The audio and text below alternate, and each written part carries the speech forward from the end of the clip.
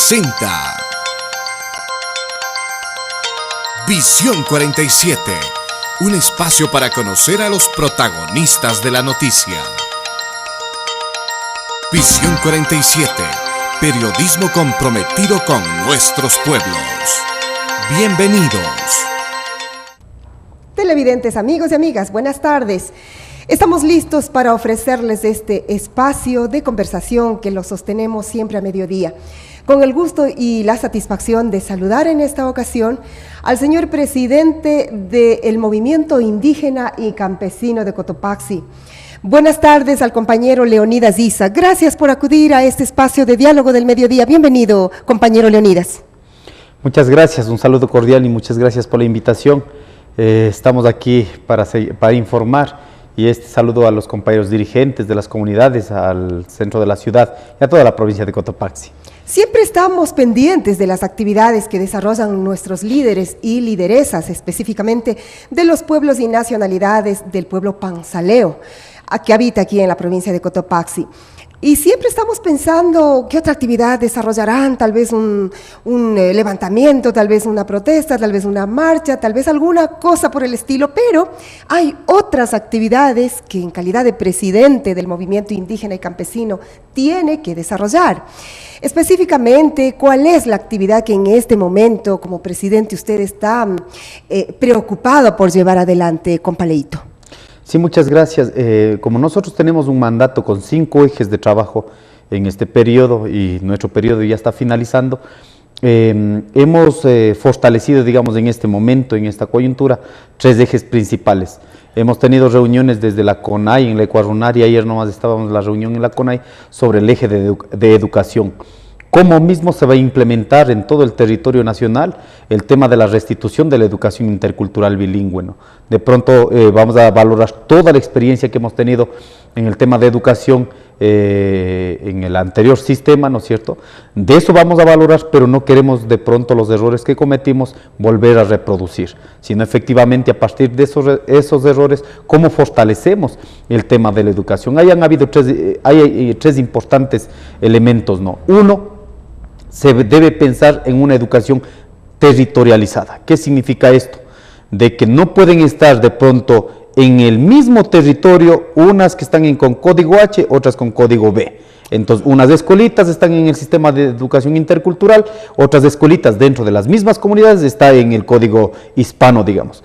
Ahí tenemos que ir haciendo un esfuerzo, ahí va a depender mucho del accionar, sobre todo de nuestras comunidades, de nuestras organizaciones de segundo grado, cómo vamos a ir, ¿no es cierto?, unificando la educación en el territorio y esa educación que responda, en este caso, a la identidad cultural que tenemos aquí como pueblos y nacionalidades. Ese es un tema que vamos a trabajar bastante. Y que será por tiempo indefinido, porque no es un tema que se llegue a un acuerdo ya, ¿no? Así es, no ¿Pero va a esto ser... no retrasará la reinstauración de la educación bilingüe en el país? Bueno, en este momento hemos quedado de acuerdo, se empieza, ¿no es cierto?, el año escolar en las condiciones que está. Ya. De a poco vamos trabajando, haciendo los cambios en ese sentido y para institucionalizar, de acuerdo al decreto 445, tenemos 180 días. Y en ese proceso, lógicamente, no queremos que por la parte estructural de la educación, la parte de institucionalización, quedar sin el derecho de educar a nuestros niños. Tenemos que arrancar en las condiciones reales que tenemos en este momento.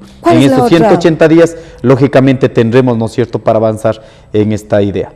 Un segundo tema, estamos en una discusión, ¿cómo va a ser la institucionalización, en este caso, la institucionalidad de la educación intercultural bilingüe? Si bien es cierto, tenemos una ley donde dentro de la organización territorial se tiene por zona, distrito, ¿no es cierto?, circuito, y se va a las direcciones por unidades de educación. Ahora nosotros hemos dicho, ¿eso realmente fortalece en la idea que tenemos de la educación territorial o realmente choca, digamos, con esta realidad? Nosotros hemos dicho que hay un choque, que realmente eso de igual no va a ser por imposición ni por decreto, tenemos que ir trabajando. Entonces ahí hay una decisión que ayer la hemos venido discutiendo y se ha tomado una decisión que van a ser direcciones por pueblos y nacionalidades. Eso significa que en la división política que tienen las provincias, algunas provincias, por ejemplo, tenemos 4 pueblos en la misma en la misma provincia, digamos, ¿no es cierto? O hay algunos pueblos que un pueblo cubre 2 o 3 provincias. Entonces, la Dirección por Pueblos y Nacionalidades va a tener que ver estas particularidades, ¿no es cierto? Y en la división territorial como tal. Eso de igual va a ser un trabajo para nosotros en Cotopaxi, nos vuelve un poquito menos claro, porque conflictivo, hay un solo pueblo, ¿no? Porque hay un solo pueblo, pero sin embargo no queremos homogenizar, porque si vamos a ver los rasgos internos del pueblo panzaleo, hay una diversidad también, los hermanos de Sicchos, los compañeros de Zumbagua, los compañeros de Pualó, los compañeros de Angamarca, entonces no tenemos como esta cuestión de decir nos unificamos en el mismo nivel y llano. Entonces creemos que la educación territorializada tiene que ver todas estas particularidades para efectivamente garantizar, ¿no es cierto?, un proceso de educación apegado a la realidad. Entonces, primer tema, ¿no es cierto?, cómo vamos avanzando en la educación territorializada, que no esté de pronto dividida, digamos, por estos márgenes, ¿no? Segunda cuestión, el tema de cómo vamos a institucionalizar a nivel nacional, y una tercera cuestión que creemos que debe ser absolutamente claro. Aquí no puede quedar en duda si la educación bilingüe es de menos calidad, ¿no es cierto?, y la educación hispana, en este caso, es de mejor calidad. Aquí hemos dicho, los estándares de calidad, los estándares de eficiencia deben garantizar en la educación hispana o en la educación intercultural bilingüe. Para ello, ¿qué necesitamos? Necesitamos hacer estas 4 cuestiones, ¿no es cierto?, que se ha dicho, el tema pedagógico apegado a la realidad, el tema financiero apegado a la realidad, el tema administrativo pegado a la realidad, ¿no es cierto?, con estos elementos que permitan determinar efectivamente los gastos, los costos, las inversiones y poder potenciar, digamos, en base a esa realidad.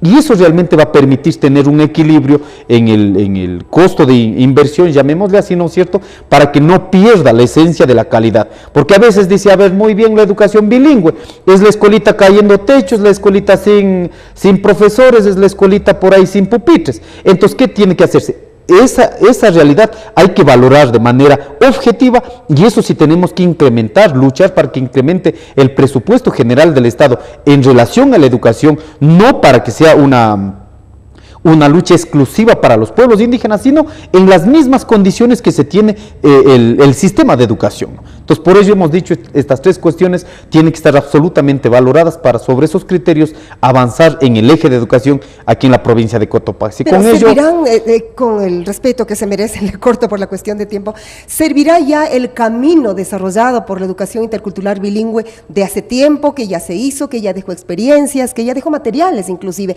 ¿Sirve esas bases o hay que retomar de cero? No, sirven muchos de esos elementos. Por ejemplo, ahorita se está retomando mucho el tema de la pedagogía, el tema de la malla curricular. No se olviden, cuando en la malla curricular, en el sistema, en el diseño que se hizo, ¿no es cierto?, del MOSEIB, el modelo de educación, se hizo un diseño de la malla curricular.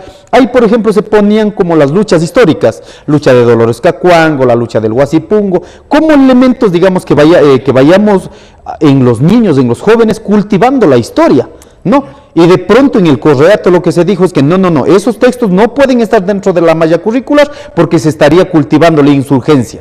Entonces, ¿qué hemos dicho? Esa es nuestra realidad, esa es nuestra historia, no podemos perder. En ese sentido, por eso hemos dicho que la historia verdadera no está contada, y quien está a cargo de en este momento contar la verdadera historia es el mismo pueblo, la misma historia en este caso, ¿no? Por eso hemos dicho, mucho de lo que se ha trabajado en el anterior sistema vamos a valorar. Y muchos de ellos lo que tenemos que hacer ese cambio será conjuntamente, ¿no? Y por ello creemos que es un trabajo realmente inmenso, fuerte, grande, y que efectivamente sean nuestras comunidades, nuestros padres de familia, que realmente pongamos el hombro, ¿no? Y en ese sentido, no reproducir la educación para que nuestros jóvenes, nuestros niños acaben de siervos o acaben de, en este caso de pronto de peones, de trabajadores, de mano de obra, una cuestión así, sino efectivamente que se pueda garantizar el trabajo, pero a la vez se pueda garantizar con dignidad la libertad de los pueblos. Y ese es un reto enorme, compañero Leito, porque en estas mismas fechas, días, están los nuevos egresados, los bachilleres buscando el cupo, y cómo se repite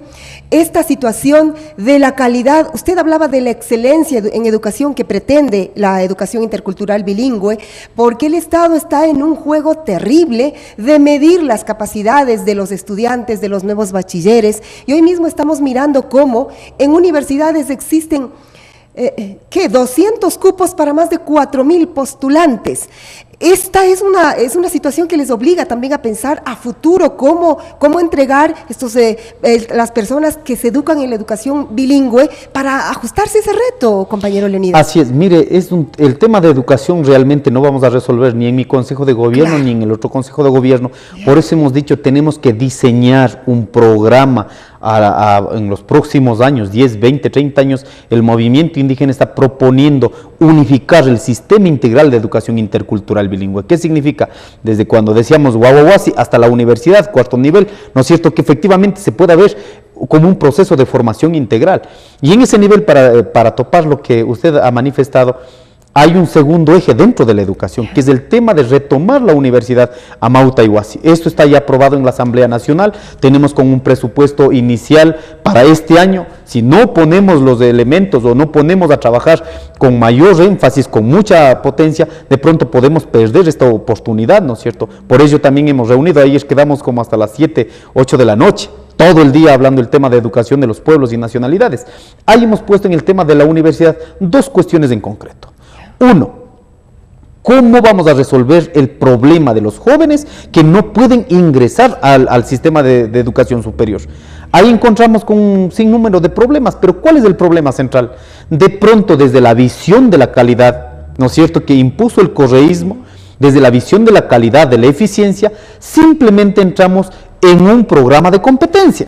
Entonces, los jóvenes que son medios, que no tienen inteligencia, no tienen capacidades, entonces, ¿qué?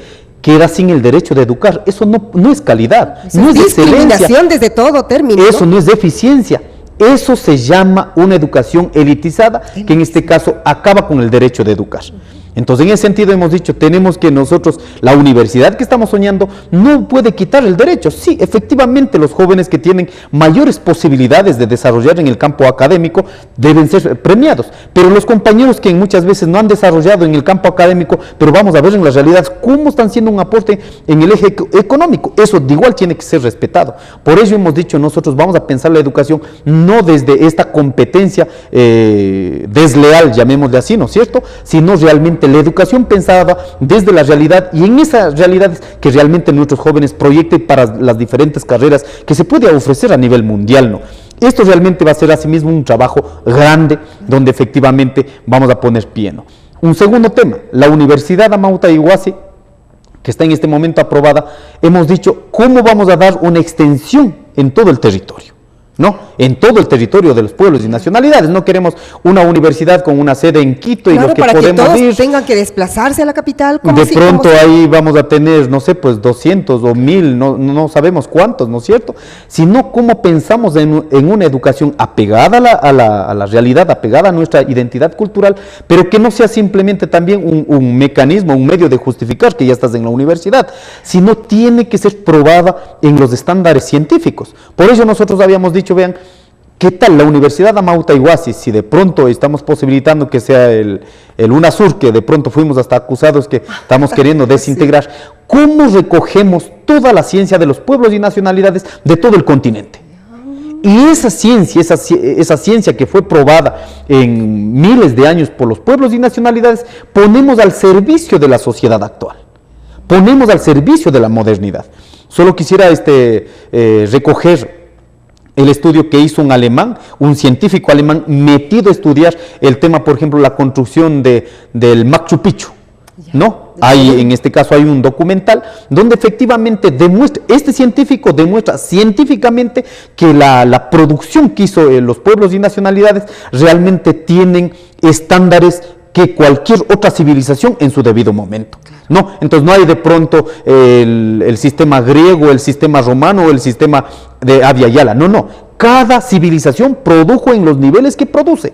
Entonces, en ese sentido, ahora en la actualidad, Perú, por ejemplo, está demostrando con científicos asimismo metidos de estudiar el tema de la educación, el tema de los pueblos originarios, que realmente es un aporte actualizado en este momento. ¿Ya? Entonces nosotros hemos dicho, el Amauta Iguasi tiene que tener ese vuelo, tiene que tener esa categoría científica, y efectivamente quienes tienen que ser los que reproduzcan ello, no es simplemente los indígenas. Entonces decimos que la universidad se ha abierto, aperturado, ¿no es cierto?, para toda la ciudadanía. Ahí tenemos que encontrar con dos realidades. Uno, tenemos que definir qué carreras están apegadas a los territorios indígenas, porque de pronto podemos inventar cualquier otra carrera, pero cuáles están siendo en este caso, ¿no es cierto?, vinculados a la realidad, cogiendo de la experiencia milenaria que tenemos. Por ejemplo, una cuestión que hemos dicho, ven, es absolutamente sensato pensar en una carrera tipo agroecología a nivel probado, recontraprobado científicamente, ¿no es cierto? Ahora mismo, las mismas cadenas de producción de semillas transgénicas están recurriendo a las prácticas propias de los pueblos indígenas, como es la Monsanto, la Syngenta,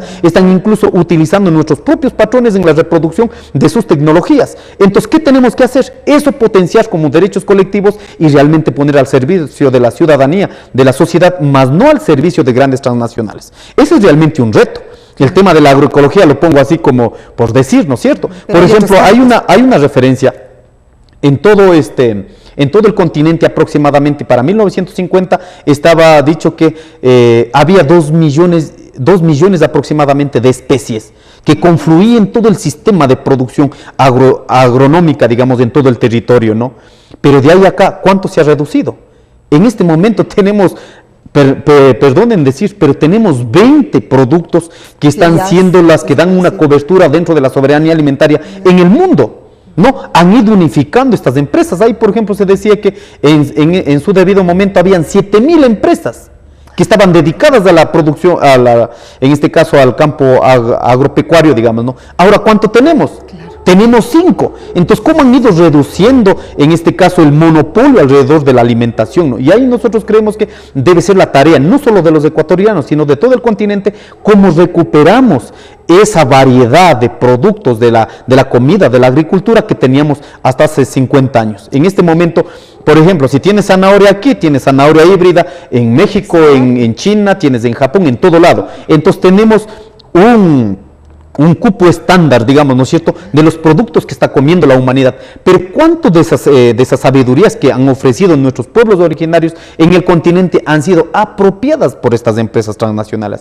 En este momento hay un litigio en la Amazonía brasileña, por ejemplo, con el tema de sangre de drago, ¿no? Y todas estas cuestiones que han ido saliendo realmente del control de nuestros territorios, que han ido apropiando. Y nosotros hemos dicho, eso tiene que ser desde la educación, desde la academia, desde las organizaciones, desde la ciudadanía, cómo vamos discutiendo esas cuestiones que han sido de propiedad de la humanidad, más no apropiar, ¿no es cierto?, en una empresa transnacional y eso poner al servicio, pero intermediado por el comercio. Es lo que realmente es una tarea bastante grande. Un segundo tema que hemos puesto dentro de las carreras, ¿no es cierto?, cómo repensar el sistema de justicia en el país. Por eso nosotros hemos dicho, vean, esto de la justicia de la justicia indígena realmente es un punto, ¿no es cierto?, donde tenemos que seguir discutiendo todo el sistema judicial en el país. Y ahora se pone de moda nuevamente el tema para quienes no pertenecen a los pueblos y nacionalidades, en el sentido de decir, mire lo que pasó en las comunidades del sur del Ecuador, que acabó de fallecer una persona a causa de eso, y se pone en la tela de la conversación. Respecto a la justicia indígena y a otros temas que son propios de las culturas, ¿dónde está el punto? Por ejemplo, nos habló muchas cosas reales de la educación, pero ¿dónde está el punto donde convergen tanto la situación ordinaria como la situación ancestral, ya sea en educación, ya sea en justicia? Porque hemos conocido que no se pretende dividir al país entre quienes son indígenas con su educación y con su ley, quienes no lo son con su otra educación y con su ley ordinaria. ¿Dónde converger? Porque somos al fin un país, compañero Leo. Así es, mire, por eso el movimiento indígena en el Ecuador en 1990 nunca propuso dividir al Ecuador. Nunca lo ha hecho. Nosotros proponemos un Estado plurinacional donde reconozca la unidad en la diversidad. Lo que estamos diciendo es que debe reconocer la diversidad que hemos producido, no ahorita que Ecuador, ¿cuántos años nos llamamos? Con el respeto del mundo, desde 1830, ya, pongámosle 200 y tantos años.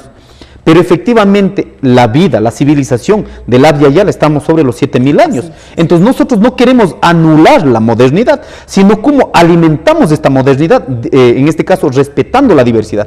Y esa modernidad, ¿cómo vamos a poder construir realmente? Volviendo a revalorar lo que realmente nuestros sistemas de vida que antes de la colonia estaba aquí.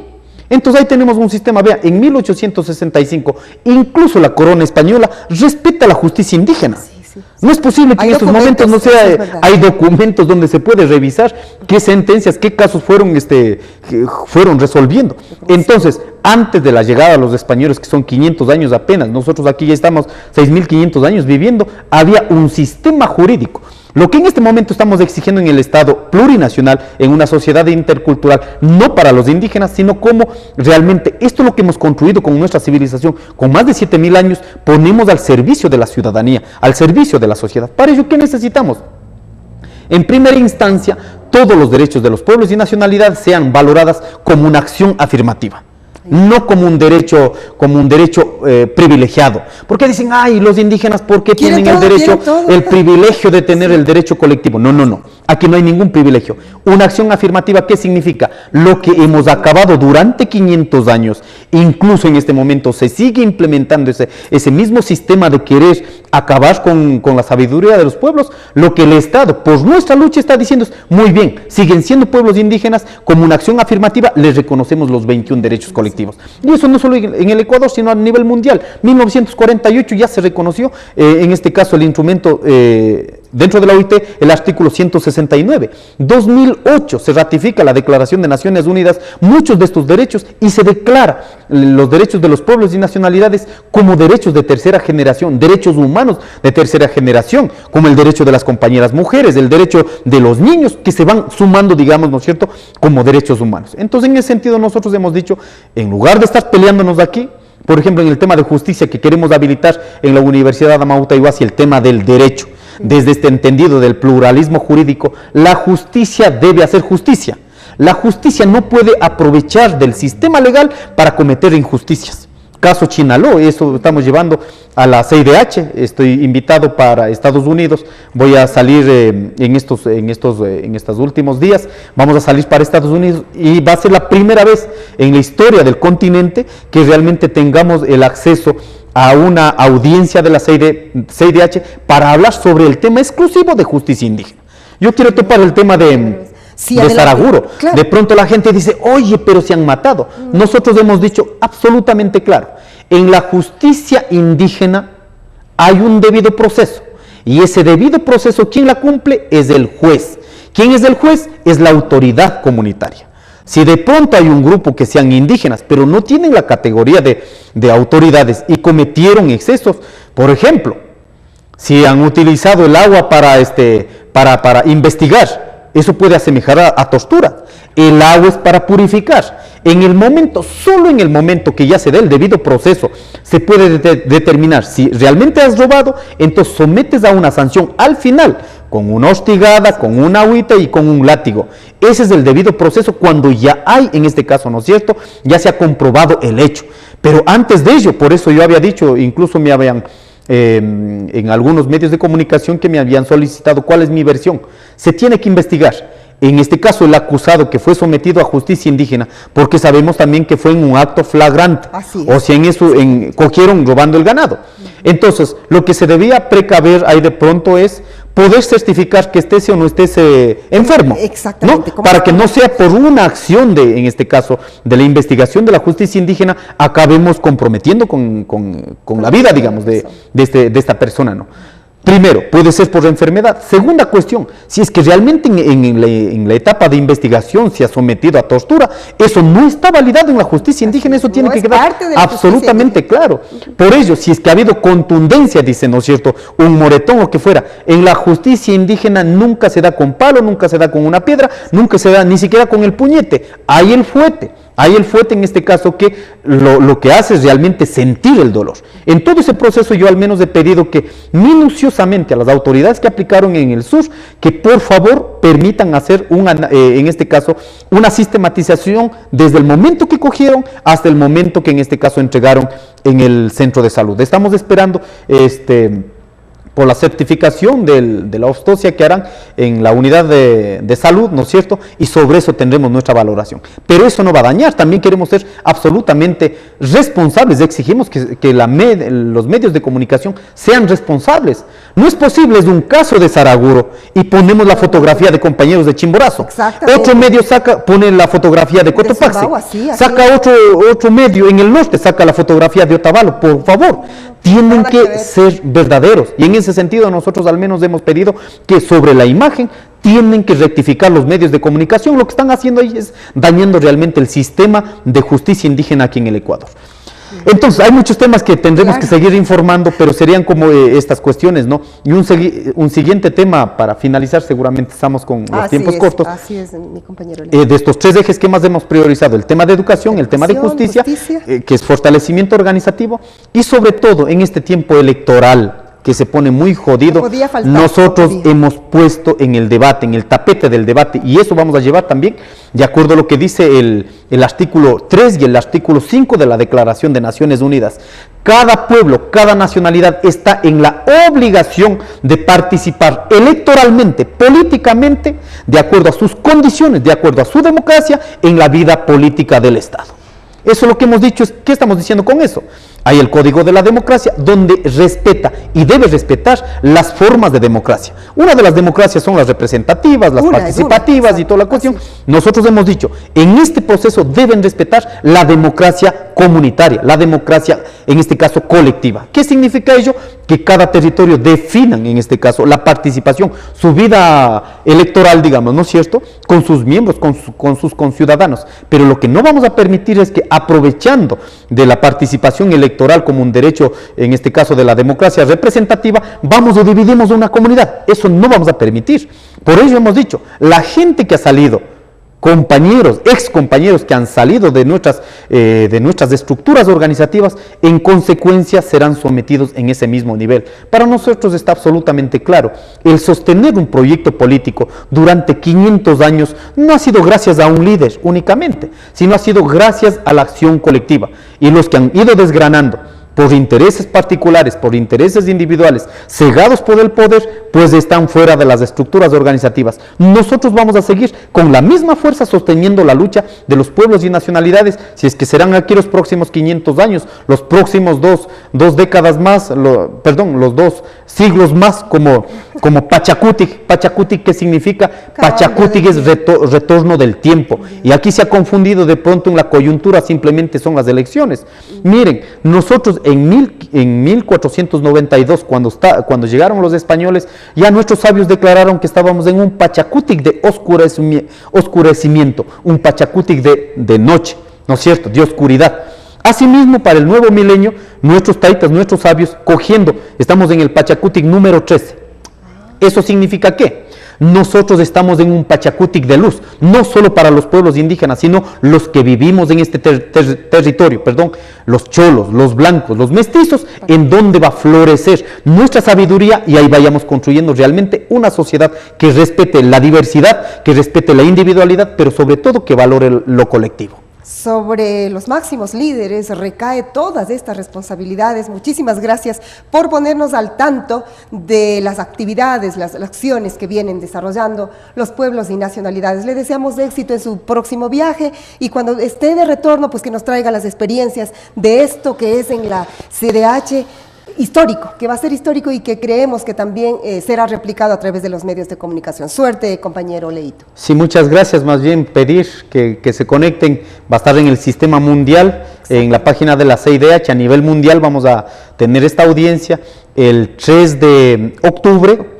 de 10 y 15 de la mañana a 11 y 15 de la mañana. Tenemos una audiencia de 1 hora para poder realmente demostrar al mundo cómo se sostiene, digamos, ¿no es cierto?, cómo es la justicia indígena, que no va pegado únicamente al derecho positivo, como de pronto ahorita vivimos con los derechos de los romanos, seguimos de otras civilizaciones, donde efectivamente en este continente, en esta civilización, se produjo elementos también para la justicia. Lo único que vamos a demostrar es que somos complementarios, respetamos la diversidad y nuestro aporte en esta modernidad que necesitamos, sobre todo como seres humanos, ahí sí dejando de ser indígenas, cholos, montubios, como seres humanos necesitamos salvarnos, necesitamos salvar a la madre tierra porque es nuestra única casa.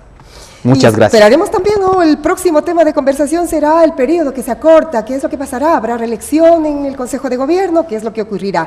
Pendientes entonces de las informaciones que ofrezca el canal de la diversidad. Por ahora, gracias por su sintonía, les dejamos con las noticias del mediodía y con el resto de programación. No se vaya y quédese con nosotros. Es el canal del Movimiento Indígena y Campesino de Cotopaxi que le dice muchas gracias y buenas tardes. TVMI, Canal 47.